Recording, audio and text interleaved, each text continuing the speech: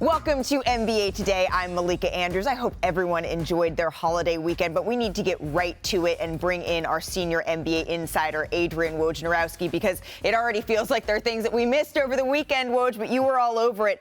With this past weekend sort of being the first one of the Kevin Durant, Kyrie Irving free agency, it's come and gone. What's the Nets' strategy today as they continue to assess potential trades for Kevin Durant specifically? Yeah, Malika, I really think it's the same as before the weekend, and that's to get back as many assets as they can for Kevin Durant. And that may take time. These are complicated deals. And, you know, you look back at some of the big deals Brooklyn has done, including James Harden with Houston. That played out over a couple of months. Now, this is the offseason, and it has a different momentum than the season does.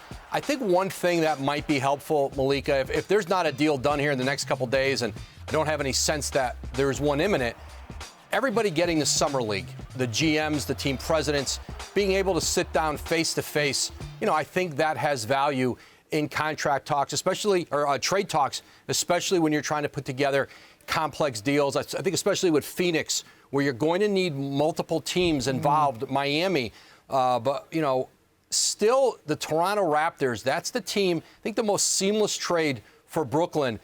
They can do a one-on-one trade with the Raptors. The assets are there, the ability with, I think, quality enough players, draft picks, and contracts that match up. I think ultimately that's the least complicated deal, and I think, you know, people should keep watching as the Raptors stay involved in these conversations. But listen, I don't think the Nets are in any rush. They know what's at stake with Kevin Durant. They know they have to get back a monumental haul, and I think the Rudy Gobert trade only solidified their belief of what Kevin Durant's value is going to be on the market. Interesting. Absolutely. You also reported this morning, Woj, that T.J. Warren is on his way to Brooklyn. What does that signing mean for the Nets?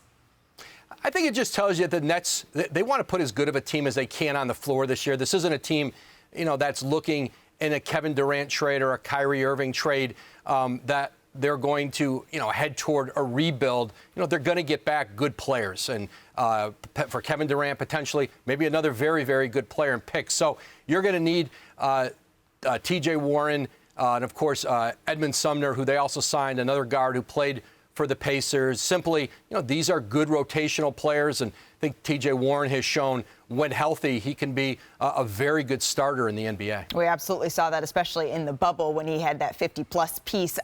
The other big domino, though, in Brooklyn, Woj, is Kyrie Irving. How realistic is it that we could see him in a Lakers uniform? Malika, listen, I think there's a dance that the Nets and Lakers are going to do over a period of time here, and I do think there was a check-in between the two teams. I think ultimately, I think one of the big questions that would have to be answered in a Kyrie Irving Laker deal, and if Russell Westbrook's involved, then he almost certainly would have to be just based on the contracts. How many draft picks or draft pick would the Lakers be willing to give up? They've got their 27 pick, they got their 29 pick, and I think as that conversation probably picks up again here, whether it's at Summer League or further in the summer, you know, I think probably the Nets' insistence that they get, you know, significant draft compensation, especially taking on the money, the additional money, and, of course, the value of Kyrie Irving as a talent. But I think both sides know the other may not have anywhere to go in the interim. And so I don't know if there's a rush for the two of them to sit down and really get moving. But, again, I would imagine both Rob Pelinka, Sean Marks will be in Vegas in Summer League.